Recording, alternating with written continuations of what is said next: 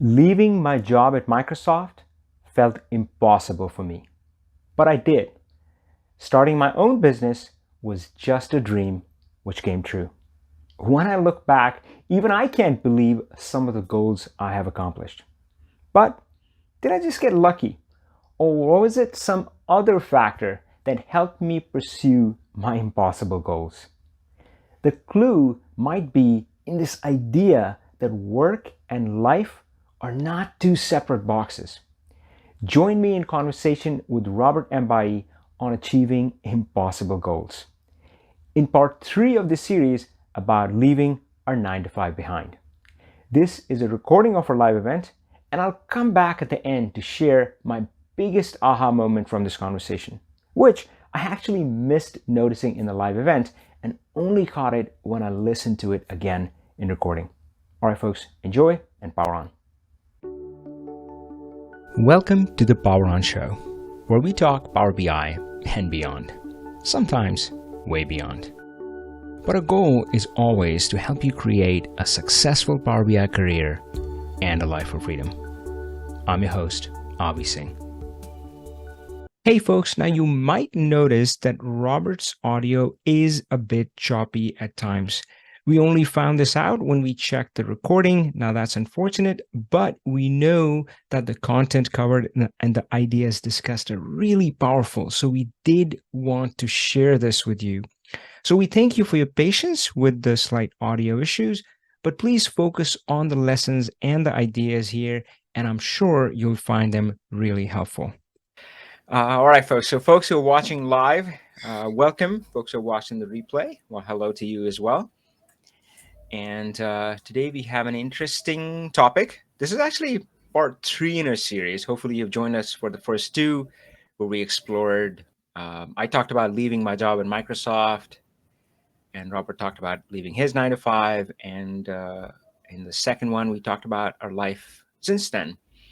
But there's a thread underneath which we wanted to explore about this idea of achieving impossible goals. Now, of course, when I look back, leaving my job at Microsoft seemed an impossibility at one point. I mean, if somebody would have asked me, "Is like, are you going to leave your job?" I'm like, no way, I can't. I just can't. You don't understand. I can't leave my job because of this and because of that, right? So that was me, and then of course, when I left my job, and of course, my advice always is, Robert has heard me say, is like, don't do what I did, because I did it one of the most stupid ways. So up and quit my job, and then I really struggled. So at that point, somebody would have asked me that, hey, are you going to be successful in your business? I'm like, no, you don't understand. This is so hard. And here I am. But of course, the question is that did I just get lucky? Did we just get lucky in creating the life that we have?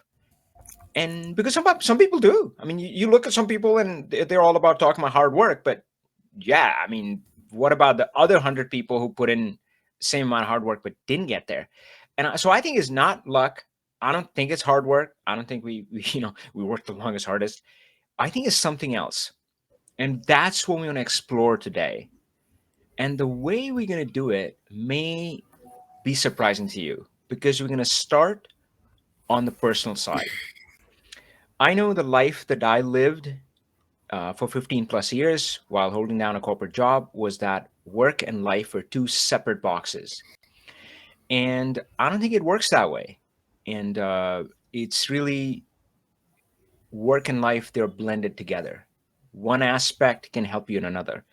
So we're going to start talking about some which would seem like personal goals, but are they? Or even if they are, how do they impact us in work? What do they make possible for us? What did they unlock for us? How did they lead to the things that I talked about in my professional realm, which seemed impossible?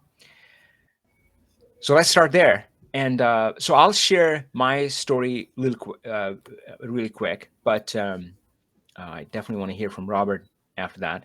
So my personal story of an impossible goal is where I I in October 2019 I started hiking, and I felt that I was a novice hiker, and yeah, I didn't know, and I was just starting out.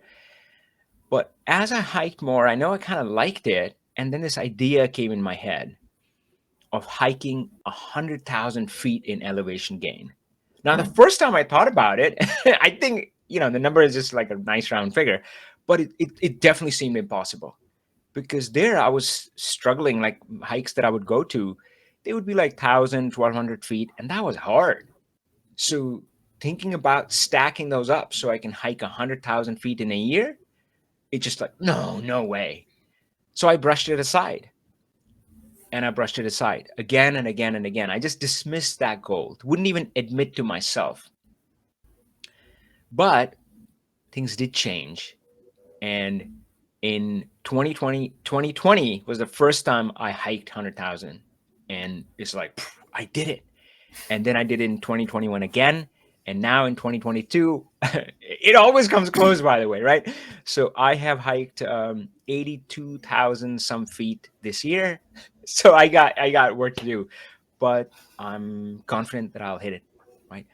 But of course, the key question is that what does doing that, what did that unlock for me in the professional realm?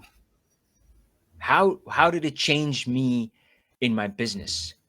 What was impossible in my business earlier or in my work life became possible for me? That's the big question. So we're going to come back to that, but I want to go to Robert. So Robert's impossible goal on the personal side was hiking Mount Kenya. So Robert, let's start right at the beginning. And Yeah. yeah, I want to, like, how did you first think about that? Like, do you remember when the idea first crossed your mind? Well, I grew up at the base of Mount Kenya in a small town called Nanyuki, Hmm. and hiking Mount Kenya was beyond beyond me. It was always something, these big thing reserved for the tourists. And I don't know if I've ever mentioned this to you. In my tradition, language, which is Kikuyu, we call the mountain Kenyaga, which means where God resides. So Oh, it was wow. always this thing that where nobody would go. Then so the idea has it has always been an impossible thing. But on 2020 during the COVID period, I love traveling, but at that particular time I could not travel. So I think we were at work, and with a bunch of friends, we are like, now that we can't travel, but we can hike the mountain. There's something pretty exciting, and it's just, and that's how an idea at work in the evening led up to Oh, some very interesting adventure, and it had a huge impact in my life. oh man, that is unbelievable. And I've kind of heard a bit of this from you, but what you said just hit it home of how we can't see something that is really close to us. We can't see it. We can't see it. And of course, we have talked about in a different context how we don't realize our own gifts because they come too easy for us. I'm like, oh, that thing? Oh yeah, I just do this and do this. I'm like, no, you don't know. You don't realize it's awesome. And of course, so for you, Mount Kenya was right there. You grew up in the foothills. So of course, I've been to your town, and yeah, I mean, you look around, it's like, yep, there's the mountain, right? It's Yeah, great. But again, it was just not in the consciousness.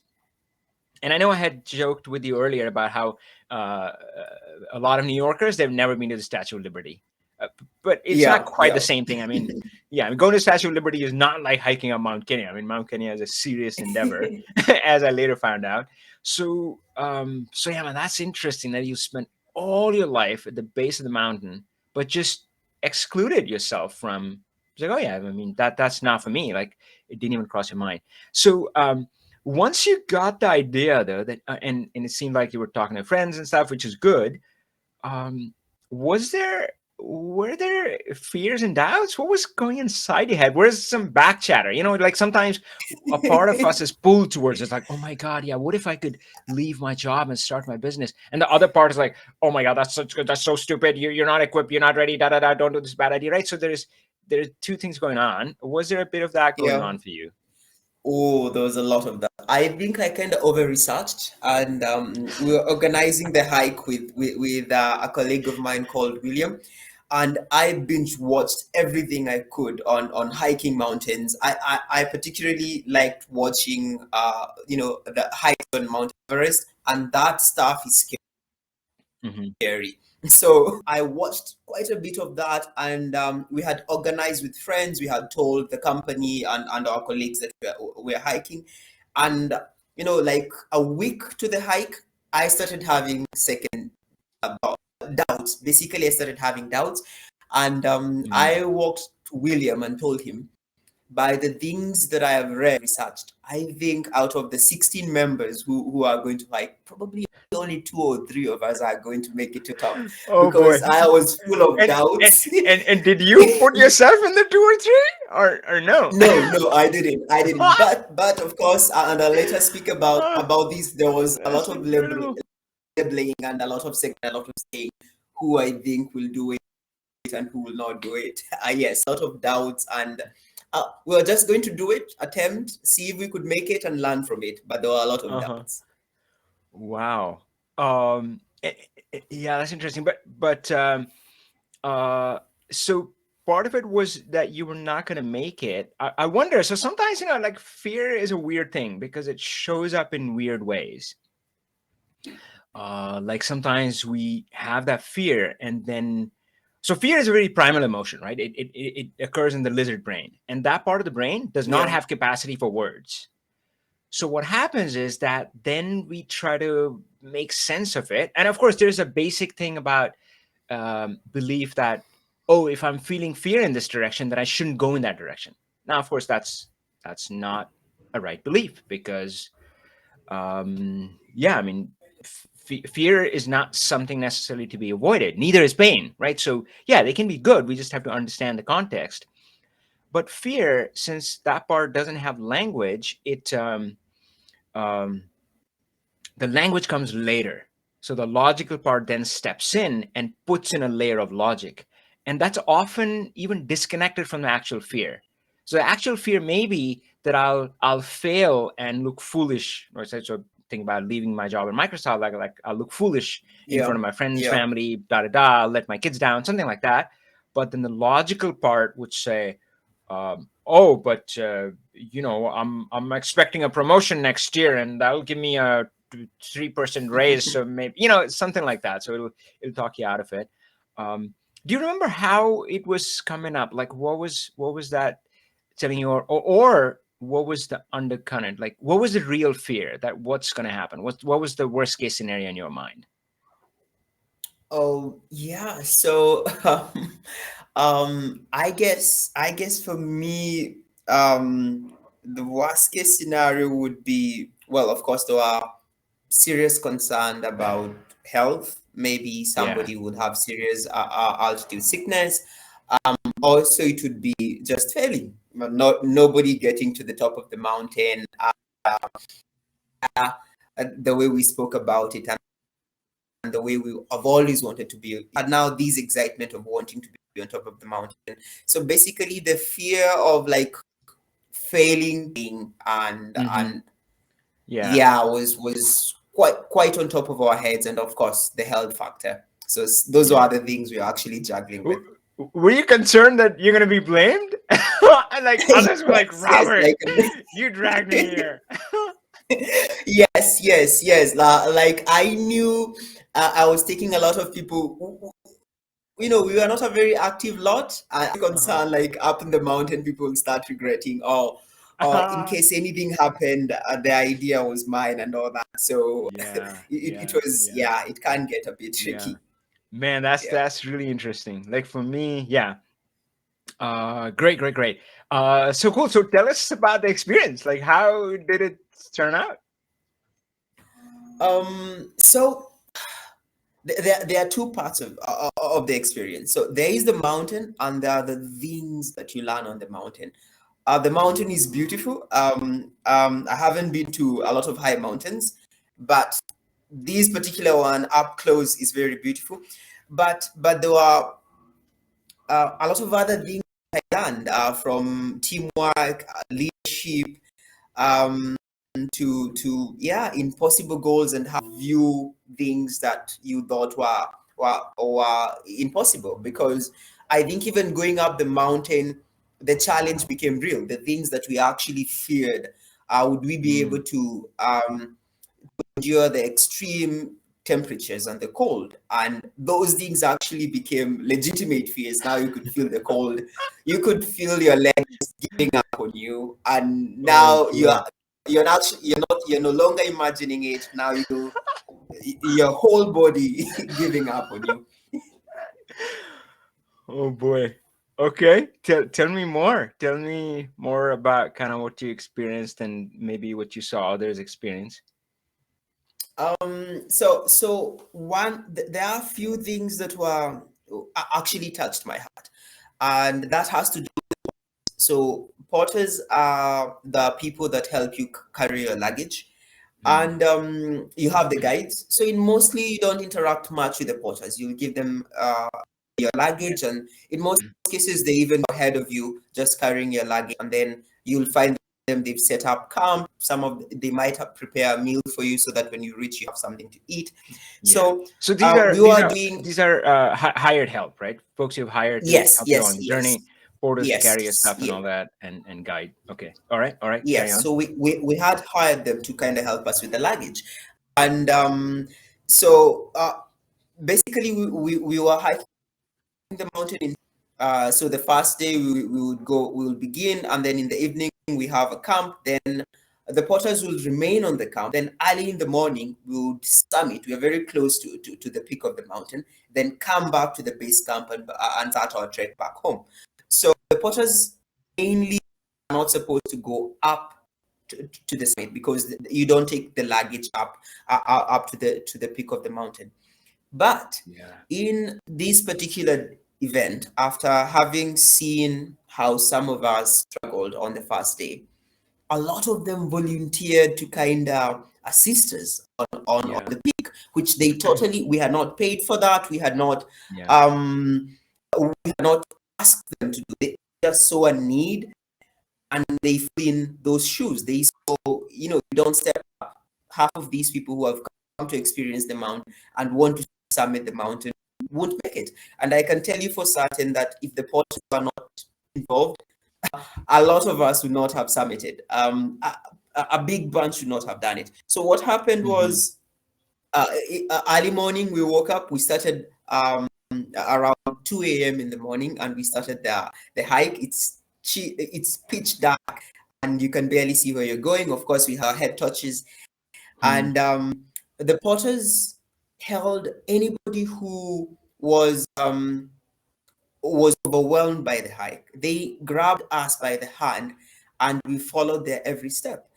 So that was beautiful. Uh, well, in a sense, and also, you can even see it in a business perspective. Back then, we could try to see how working as a team. In most cases, in a company, you would see people saying, that is not my job, and it was pretty easy for them to Yeah. say, my job is to bring luggage up to this camp. But those guys stepped up and volunteered to go up the mountain. Um, they're not. I don't want to generalize, but they are not highly trained or highly. They are skilled at what they do, but they are not highly educated and highly trained. But they are really good at what they do, Hmm. and it was really nice to see the discipline and how they are eager Yeah. to fill in the shoes and to step up and to do Wow. something humane, what they think is right. That was a good learning lesson for us, even me being part of a team as Yeah. a company. We did have our customer service. Most of the people who joined us were in customer service, and that was really, really beautiful to see somebody choosing to do something which ordinarily or normally is not their responsibility. So Yeah. that is one thing Wow. that we really learned on the summit. Man, that's unbelievable. And of course, I've heard parts of the story, but I really loved what you said at right at the beginning, where you said there are two parts. There is the mountain, and there's the things you learn in the mountain. And I'm like, oh my God, what a way to look at life. Because now I'm looking at everything. Like my mountain to climb was right in the professional world was leaving the job in Microsoft and setting up my own business. So there is a mountain. The mountain is there.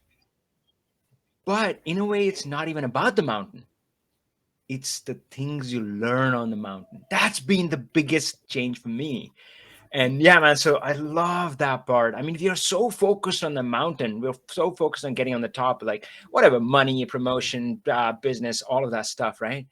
But what about the things you learn on the mountain, man? That's incredible. And I can't agree with you more. Yeah, that yeah. I mean, I think when you start looking and really seeing, and that's the thing, right? We don't see with our eyes, we see with our brain. So your brain has to be open and receptive to that. There are, yep, from very Yeah. unlikely places you're going to find examples of inspiration and learning again. And yeah, what you said about Porter's, I mean, the story that you told is incredible. I mean, it shows teamwork, it shows leadership, shows selflessness. I mean, that's incredible. That is Yes. exactly the kind of um so we talk about this thing where people have a to-do list, right? It's like, oh yeah, got a Yes. to-do list, and they have the annual goals, and everything is like a version of to-do list, right? But what's more important in life, I think, is to have a to-be list. And Ooh, man, when you that's an interesting look one. at in the company of those kind of people, it's like, shit, that's who I want to be. That's going on my to-be Exactly. list, right? When my fellow members are struggling, right? When I see somebody struggling, I'm not going to ignore that. I'm not going to shirk and say that, that's not my job. No, if they're struggling and they're falling down, I'm going to reach down, give them my hand, pull them up, and walk with them. That's going on my to-be list, right? So yeah, man, that's such an Ooh. incredible story.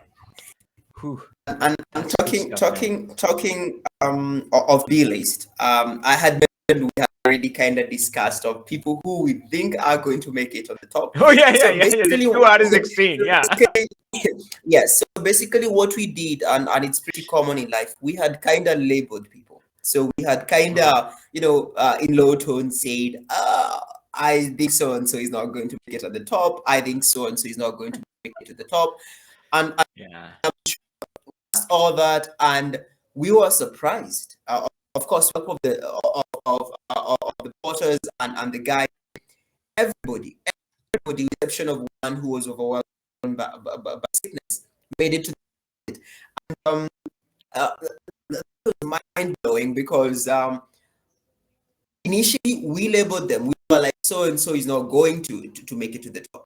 But there is something about hiking together where that whole labeling dropped, and there was a need. There was this need for us to see everybody on the summit. It's like I know it's an Wow. individual goal to actually initially you only think about yourself. Will I make it on the summit? Mm. But on the mountain, it kind of binds you together, Yeah. and you want everybody to reach the summit. Wow. We could help each other's luggage. We could encourage each other. Others were crying, especially the girls, Yeah. and we all wanted them to reach to the summit. And it's interesting how easy it is to label people, to say these so and so cannot do these, and we end up sometimes labeling ourselves. So that was the Oh thing that we wow. learned on the mountain. Yeah. So I realized that we haven't actually talked about the mountain. So so of course you've heard snippets of it in the story. You've heard Robert mention Yes. altitude sickness. And guys, that's a real thing, all right? So the mountain is 17,000 feet. And unless you do something like that, you don't realize what it means. You don't know what it means when there isn't enough oxygen and your body just right. I mean, it's trying to react to it, and how every step becomes a drag. So that's what we're talking about. So trust me, man, tears come, right? Yeah, grown people cry, and it's definitely a challenge. Uh, but yeah, you're right about what you said about labeling others. Where yeah, we say, oh yeah, this so and so is this, and so is that, so and so is going to make it, and so forth. And yeah, we need to watch out for that. I mean, of course, there's how we stereotype people. There's of course discussion of racism a lot that comes up, and it starts, I feel, with labeling. That's what it is. So we need to be careful. But what you also touched upon is I think, which is far more important, which is kind of labeling ourselves. And for me, that's the label that I started with. I said, "Oh, I'm not a hiker." I mean, even the story of how I started hiking and stuff, it's a bizarre one because in so what happened is about uh, I don't know, like September or somewhere. I was at a party, and just yeah, I was. Yeah, and somebody said, "Hey, so yeah, what do you do when you're not working?" And I said, "Oh, I go hiking or something like that." I said, "Oh, Uh-huh. cool. What was the last hike you went on?" And I was like, Ooh. so I can remember. So, and sometimes that happens, especially I think as we age, where you still have the younger, more vibrant version of yourself in your mind, who's doing Yes. these things, who looks slightly better, who doesn't have the gray hair, you know. And then you one day you look in the mirror, like really look in the mirror, and you go, "Shit, what the f happened?" Like yeah, I mean, right? So you changed, and it was kind of one of those moments for me. It's like, yeah, what happened? Like I'm not really active. I think I'm hiking, but I rarely do.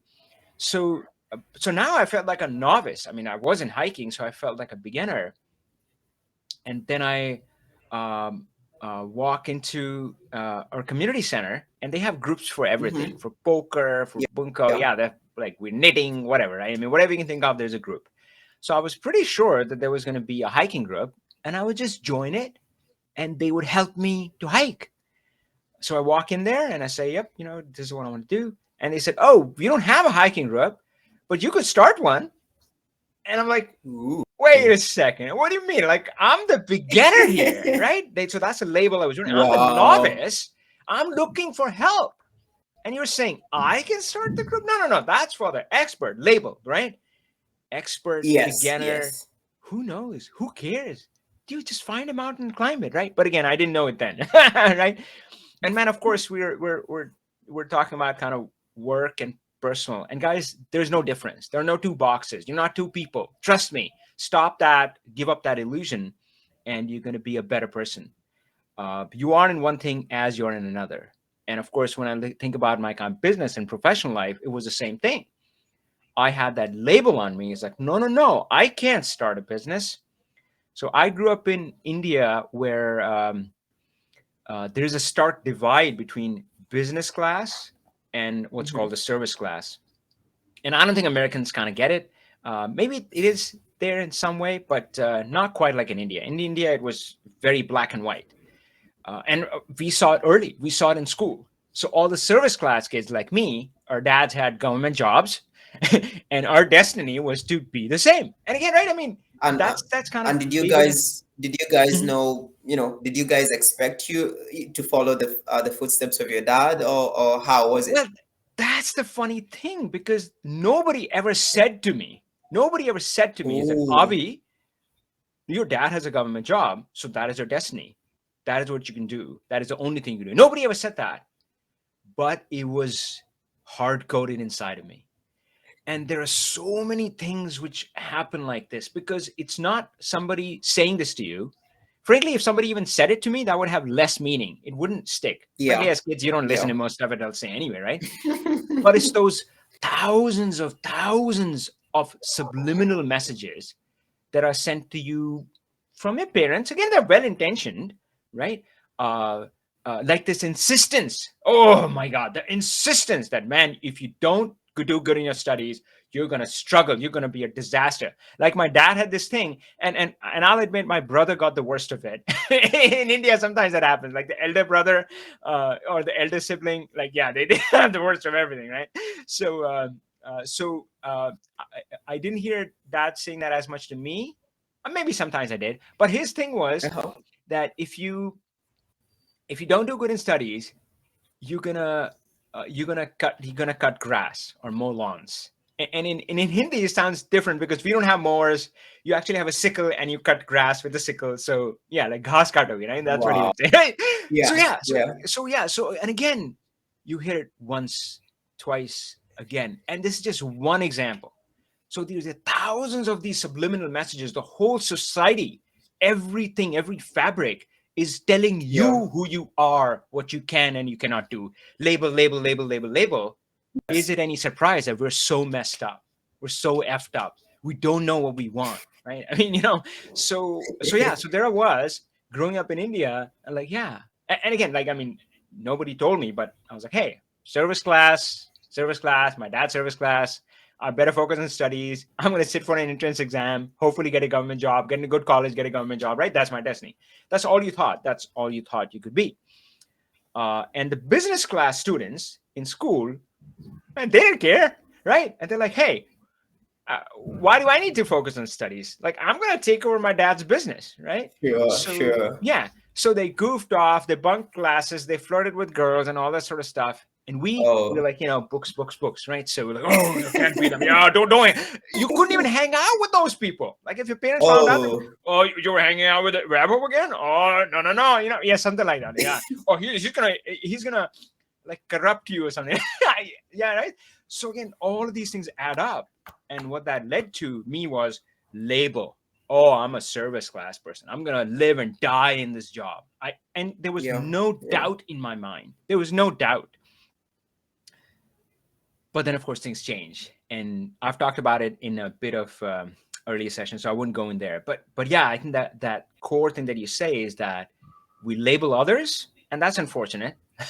I think the world would be a better place if we just suspended that labeling a little bit, right?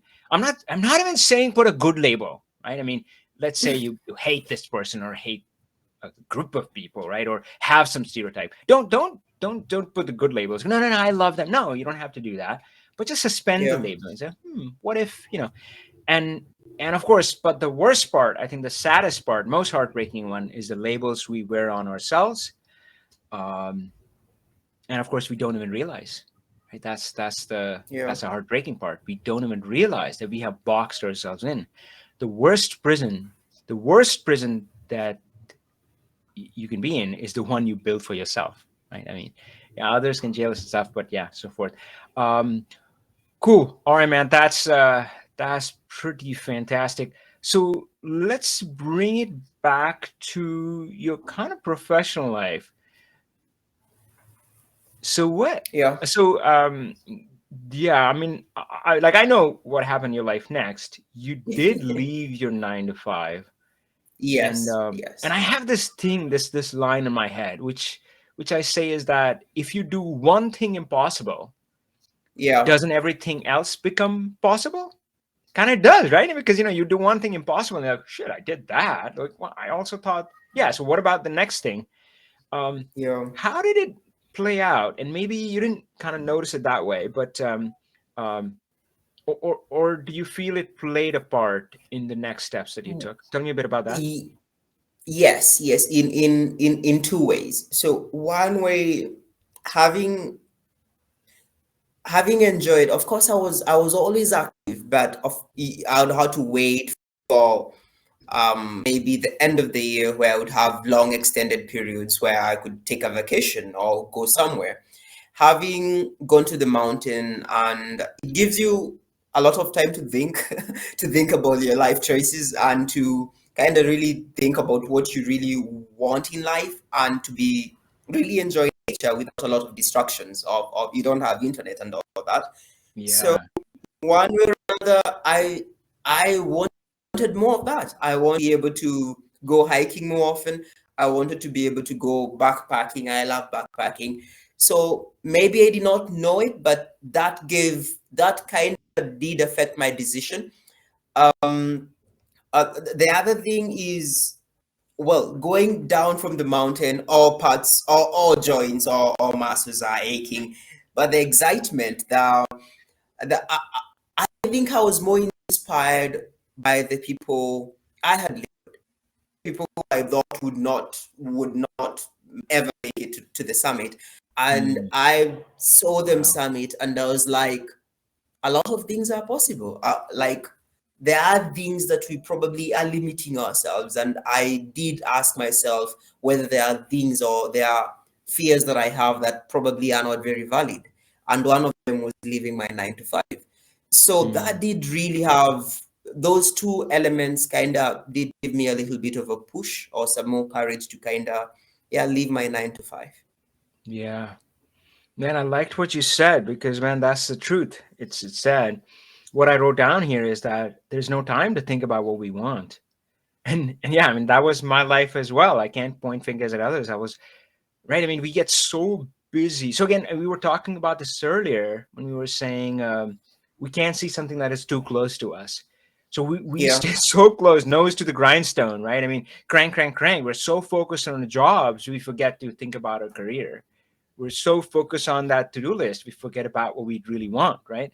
So I think that's needed. It's unfortunate because yeah, when I look back, yep, I didn't have any time to think about. And of course, if you're under stress, right, it's kind of like you then you take the easiest path. Yes. And the easiest path was just look around you, see what other people are doing, and that's all I thought. That was the extent of my thought process around that, right? I mean, like, oh, he got promoted. I didn't get a promotion. Dang it! Right? Oh, I'm gonna work harder, right? So yeah, you make that your word, and I think that's why this path isn't for everybody, because this is harder. It's easier to just, Yeah. you know, working hard is the easiest thing you can do.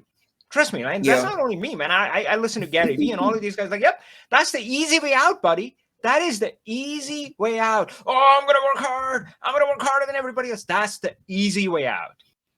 It takes a lot more courage to stop working hard and say, Yeah. which way am I headed? Who am I? Who do I want to be? What kind of life do I want to live? Right? But I'm not sure why. I'll have to think about this. At some level, I think I was afraid of facing that question. But yeah, for me, kind of over time, and it's kind of interesting how you said like about the hiking, just gave you that opportunity uh, to think about that. That's beautiful. So not only did you leave your 9 to 5, you picked up your bags and you moved off to an island, a pretty exotic island Yes. from all the Yes. stories I've heard. Yes. Tell me a bit Yes. about that. Yeah. After that, after the hike, a few months later, I quit my 9 to 5, and I was like, yeah, I still can't leave the country. I'm still in Kenya, but there are lots of places that I have never explored, and now So that you I'm couldn't working leave because online, of I could. COVID. Is that right? Yes, because of COVID. Because of Okay, COVID. okay. Yeah, yeah. Yes. So there are a lot of places I've actually never, as much as I always admire other countries and would like to travel, I like to travel backpacking in Africa.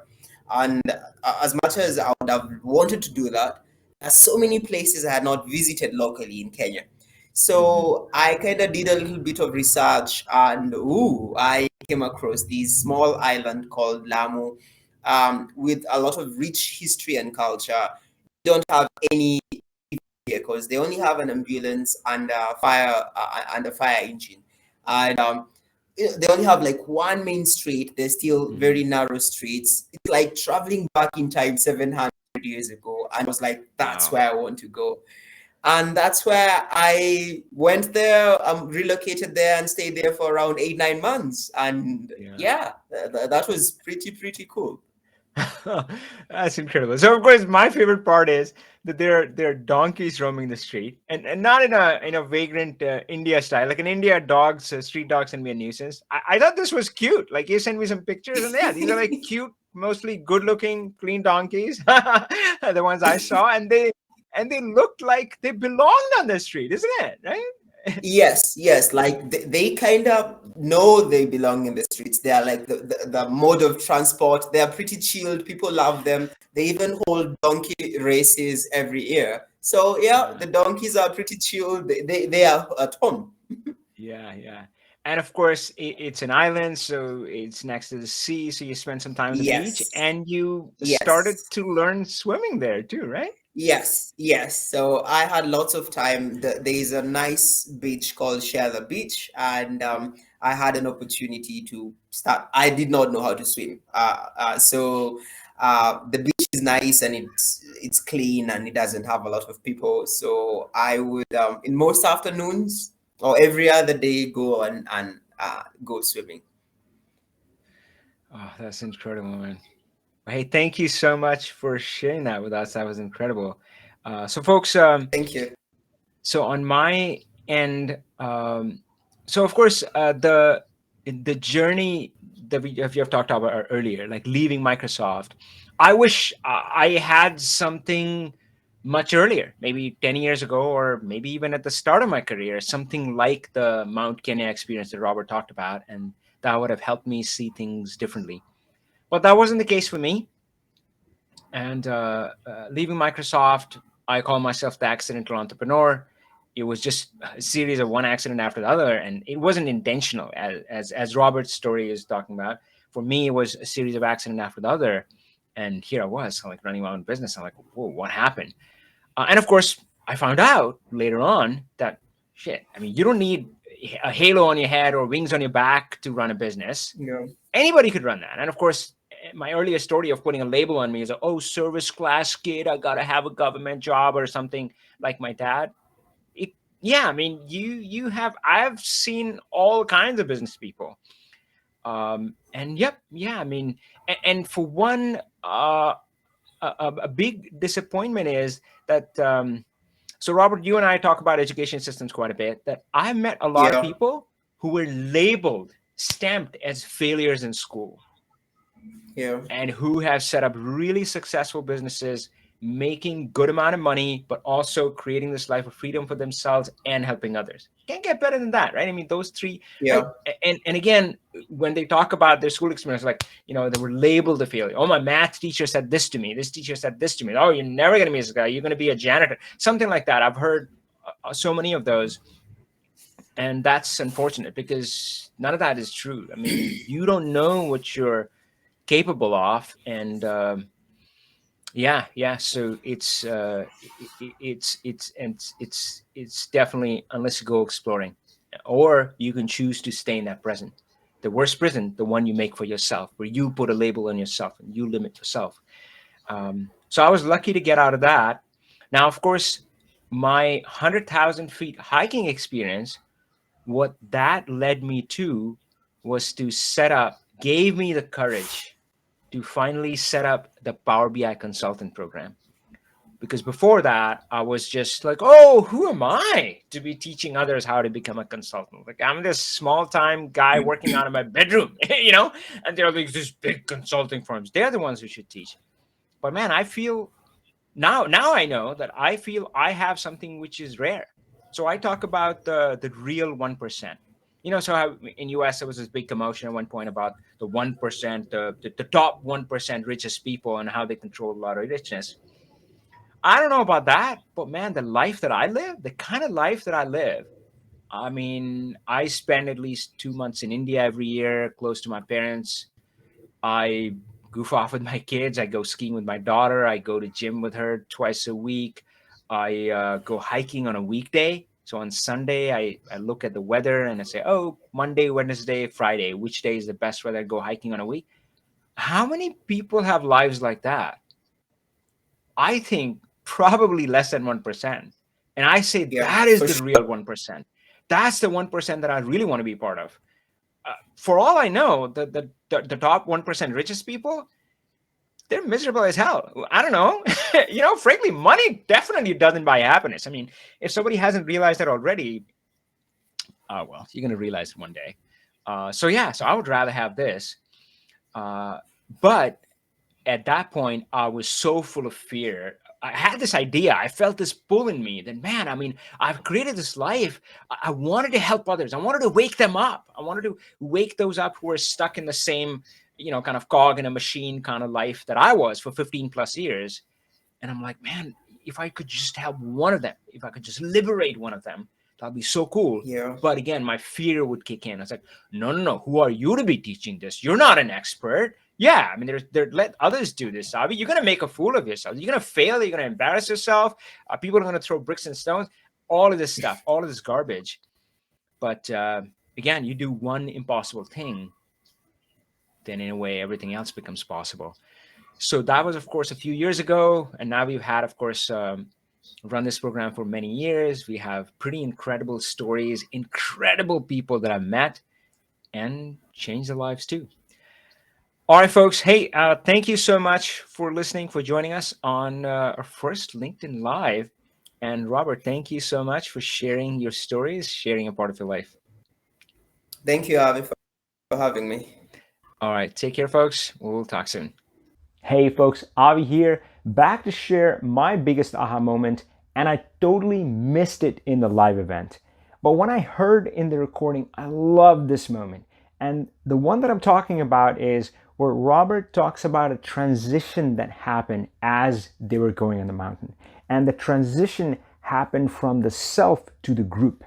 And he talked about how initially he was very focused on, am I going to make it? Am I going to make it out of the mountain? And all the focus was, in a way, selfish, in a way, only on himself. But of course, he talks about how gradually this focus shifted on the group. And it was less important. The focus wasn't on, am I going to make it? But he wanted everybody in the group to make it. And of course, that was the whole energy of the group, where everybody was supporting each other and trying to make sure that they progress and they do this together. Now, I love that part because, of course, that is the core principle in the groups and communities that I've formed as well. Of course, the main one being our Power BI consultant program, or Pro Plus as we like to call it.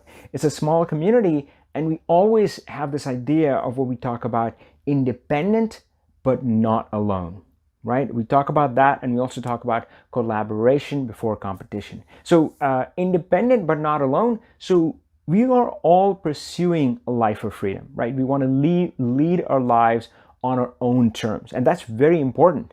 But I think I made this mistake when I started, because I felt like that life of independence means that you're by yourself. But that's not true.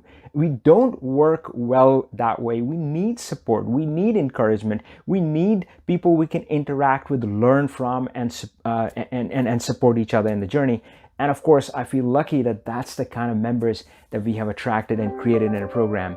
So, and again, the term that we use, collaboration before competition, because I believe that's how we get further and closer to our goals. So I love that part where Robert talked about the same thing happening in his experience on that hike to Mount Kenya.